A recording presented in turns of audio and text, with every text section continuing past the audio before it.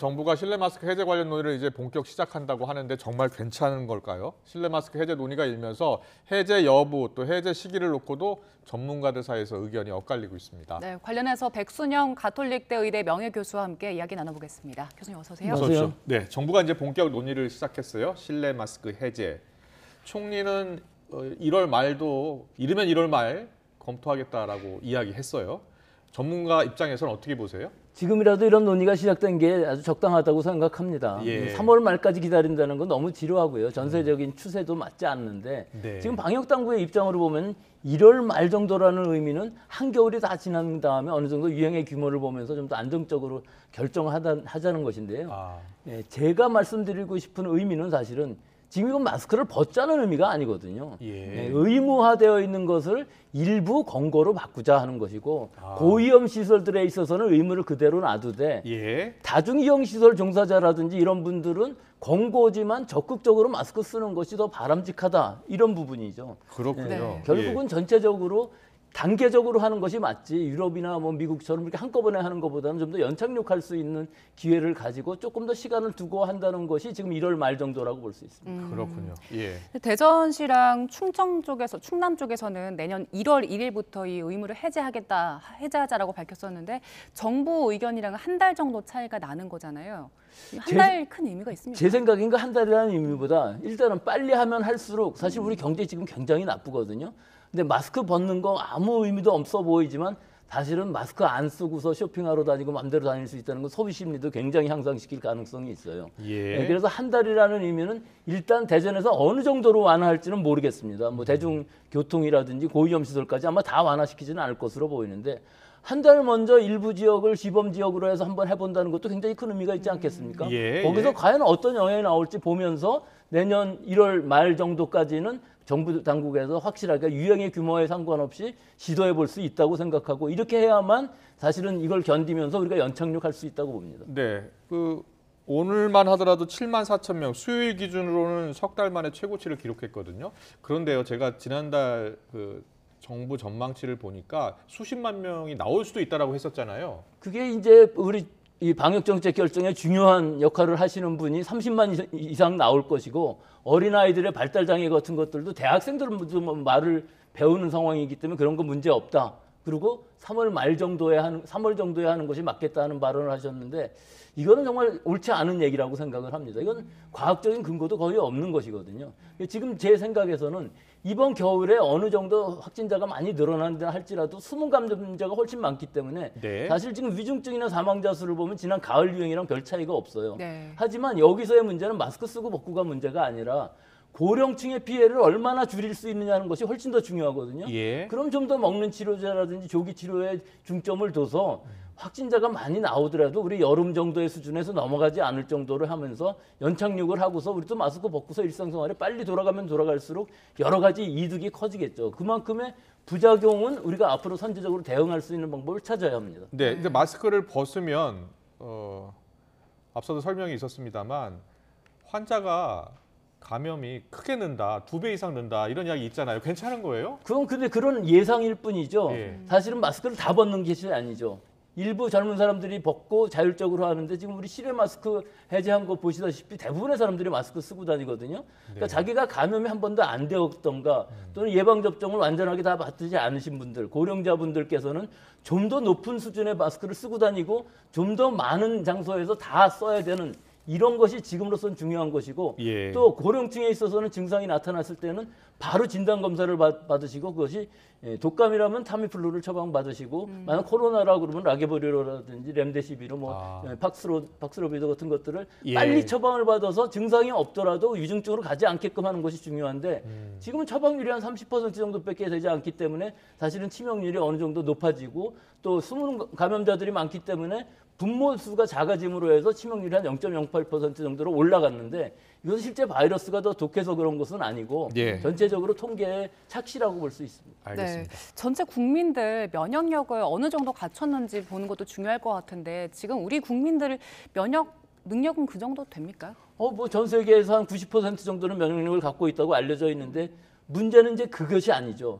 지금 여러분들이 얘기하시는 것이 4월 달까지 접종받았고 지난 봄에 감염되신 분들은 지금 면역력이 많이 떨어져서 또 네. 감염이 될 것이다. 예. 또 하나는 고령층의 경우에 있어서는 재감염이 훨씬 더 치명률 입원율이 높아질 것이다 하는 걱정인데요. 예. 사실은 이 부분은 우리가 잘 생각해야 될 부분들이 있는 것이죠. 고령층에 있어서 재감염이라는 부분도 사실은 일정한 조건을 갖춘 경우에 그럴 수 있는 것이거든요.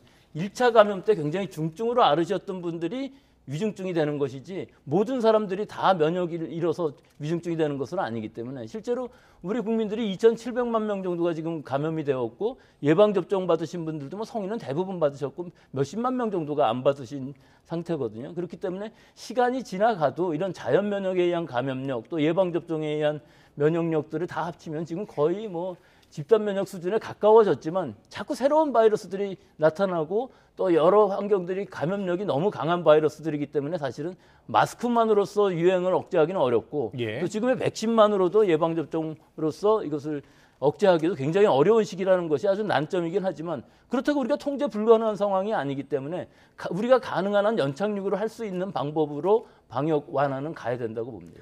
지금 교수님 말씀 들어보면은 단계적으로 완화할 필요가 있다라는 말씀을 해주시는 것 같아요. 그러니까는 몸이 좋지 않은 분들이나 고령자들은 적극적으로 마스크를 쓸 필요가 있다.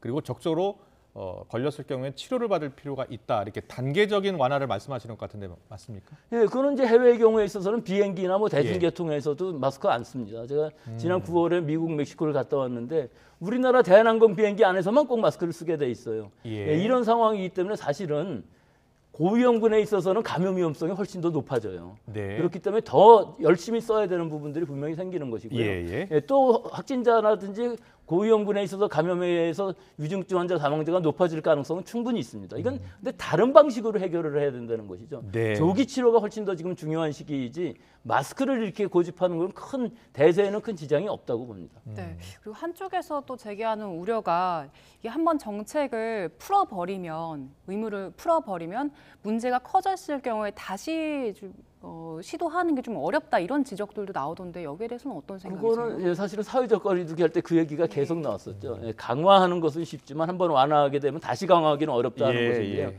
지금 이 마스크의 경우에 있어서는 OECD 국가들이나 유럽 뭐 어디를 봐도 이렇게 의무화하는 나라는 없습니다. 다만 중국이 제로 코로나 하고 있고요. 네. 일본의 경우도 사람들이 다 마스크를 쓰고 다니기 때문에 의무라고 생각하실지 모르지만 일본 같은 나라는 처음부터 의무가 아니고 권고였는데 다 쓰고 다니는 거거든요. 네. 근데 우리도 그에 못지 않을 것으로 보입니다. 예. 그런데 문제는 전 세계적으로 봤을 때 지금 일본하고 우리가 1, 2위를 다투고 있거든요. 누적 확진자뿐만 아니라 100만 명의 확진자율도 굉장히 높은 상황이에요.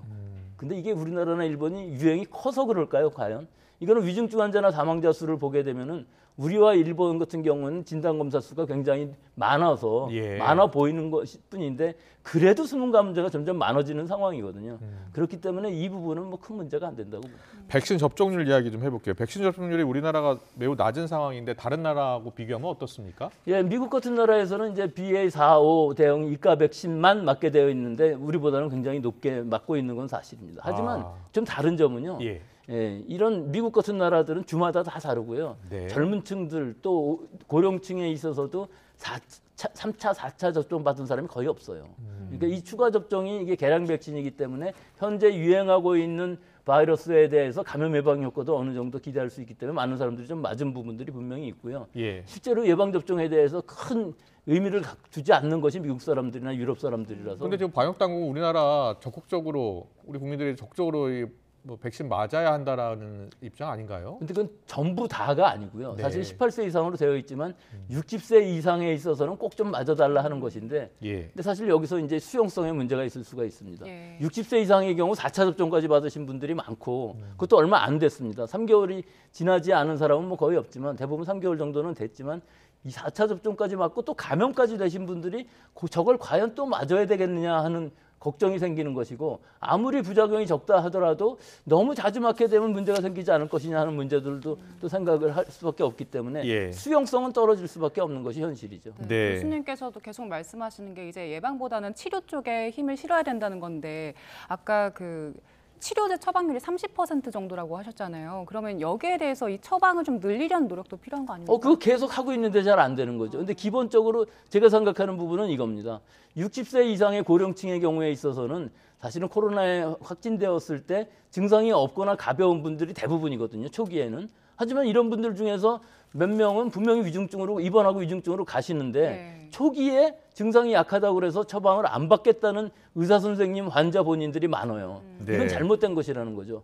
무조건 약을 처방받고 이 약을 처방 못 받는 병용 금기약물이 팍스로비드 같은 경우에는 28가지 정도나 되기 때문에 그러면은 렘데시비르 주사를 맞더라도 어찌 됐든 치료를 빨리 해서 위중증화를 줄이는 것이 지금으로서는 최선의 피해를 줄이는 방법이라고 볼 수 있습니다. 네, 마지막 하나만 질문 드릴게요. 15일 공개 토론회 하고요. 또 전문가 자문회의를 거쳐서 이달 말까지 최종안을 마련한다는 게 정부 방침 아닙니까? 예, 어떻게 나올 것 같습니까? 뭐 결국은 1월 말 정도에는 하는 걸로 결정은 될 것 같습니다만 네. 그때까지 시간이 상당히 많이 있습니다. 이것이 예. 작용이 있으면 반작용이 있고 효과가 있으면 부작용이 있기 때문에 아주 팽팽할 겁니다. 하지만 결과적으로는 지금 이런 상황까지 왔다 그러면은 그것을 더 늦게까지 하지는 어려울 것으로 보고요. 12월 예. 말 정도에 결정해서 아마 1월 말 정도에는 마스크를 일부 권고로 바꾸지 않을까. 뭐 저는 그렇게 예상합니다. 알겠습니다. 오늘 말씀 여기까지 듣겠습니다. 백순영 카톨릭대 의대 명예교수와 함께했습니다. 고맙습니다.